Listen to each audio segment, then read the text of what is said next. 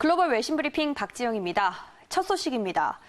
미국 중앙은행인 연방준비제도가 코로나19 충격을 덜기 위해서 글로벌 금융시장에 달러 유동성을 강화하는 추가 조치를 내놓으면서 뉴욕 증시가 한때 완만한 상승세를 보이기도 했는데요.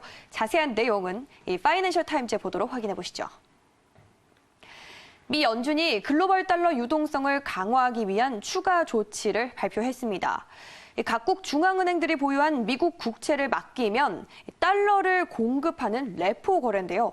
다시 말해서 한국은행을 비롯한 각국의 통화당국들이 보유하고 있는 미 국채를 매도하지 않고서도 단기적인 유동화가 가능해졌다는 뜻입니다. 연준은 현재 시간 31일 오전에 성명을 통해서 미국 국채 시장을 포함한 금융시장의 원활한 기능을 뒷받침하기 위해서 임시적인 레포 기구를 설치한다고 밝혔습니다. 즉, 연준 산하 뉴욕 연방준비은행에 임시적인 레포 기구 계좌를 가진 외국 중앙은행 또는 국제통화기구들이 보유하고 있는 미국 국채를 담보로 제공하고 달러와 현금을 빌려가는 그런 방식인데요.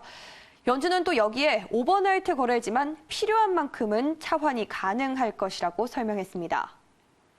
이번 조치는 현재 뉴욕 연은이 시행하고 있는 레포 거래를 해외 중앙은행으로 확대한 개념으로 코로나19 사태로 부족해진 달러 유동성을 강화하기 위한 추가적인 조치로 시장은 해석하고 있습니다.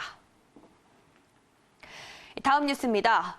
이처럼 연준의 추가적인 조치에도 불구하고 골드만삭스가 미국 경제에 대해서 3분기에는 빠르게 반등하겠지만 2분기에는 무려 34%나 역성장할 것이란 경고를 내놓으면서 뉴욕 증시가 막판에 흔들리다가 결국 하락 마감했습니다. CNBC의 보도입니다. 골드만삭스는 현재 시간 31일 코로나19 사태와 관련해서 미국의 성장세가 일시적으로는 급격히 위축했다가 다시 하반기부터 급반등할 것이라고 전망했습니다. 구체적으로 골드만삭스는 미국의 국내 총생산, 즉 GDP가 1분기에는 9%, 그리고 2분기에는 34%까지 각각 감소할 것으로 예상했는데요.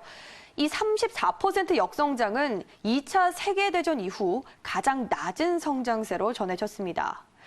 이렇게 연간으로는 6.2%의 마이너스 성장률을 전망했지만 3분기에는 다시 경제 활동이 빠르게 되살아나면서 19%의 성장세를 기록할 것으로 내다봤는데요. 다시 말해서 미국의 분기별 성장률이 역대 최악에서 최고 수준을 오간다는 뜻입니다.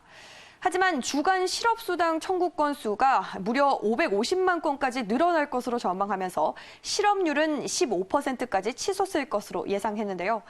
한편 국제신용평가사죠. S&P도 올해 글로벌 성장률을 마이너스 0.3%로 전망했다고 CNBC 방송은 보도했습니다. 다음 뉴스입니다. 트럼프 대통령이 지난 27일에 서명했던 3단계 법안의 잉크가 마르기도 전에 불과 4일 만에 또다시 2조 달러에 달하는 대규모 예산을 요구했습니다. 자세한 발언들 보도로 확인해 보시죠.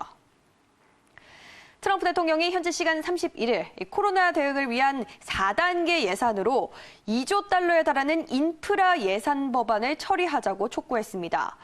트럼프 대통령은 이날 트위터를 통해서 미국의 기준금리가 현재 제로에 있기 때문에 지금은 수십 년 동안 기다려왔던 인프라 법안들을 처리할 때라고 말했는데요. 그는 또 이런 발언들을 강조하기 위해서 대문자로 이 법안이 매우 크고 대담해야 한다고 말하면서 2조 달러라고 언급하고 이는 오로지 일자리 그리고 한때 위대했던 인프라를 재건하는 데 초점을 맞춰야 한다고 밝혔습니다. 그러면서 이 법안을 4단계라고 명시를 한 건데요. 의회에서도 이 코로나19 확산 대응과 또 경기 부양을 위한 4단계 추가 패키지 논의가 이뤄진 것으로 알려지면서 이 트럼프 대통령의 이런 입장들은 의회의 법안 논의에 속도를 더할 것으로 관측되고 있습니다.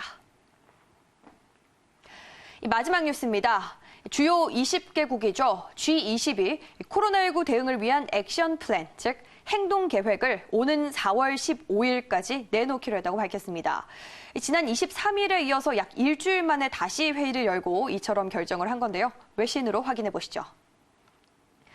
보도에 따르면 G20 재무장관과 또 중앙은행 총재들은 현지 시간 31일 코로나19 대응을 위한 화상회의를 개최하고 공동성명을 통해 오는 4월 15일까지는 차기 회의까지 행동 계획을 내놓도록 실무그룹에 임무를 부여했다고 이같이 전했습니다.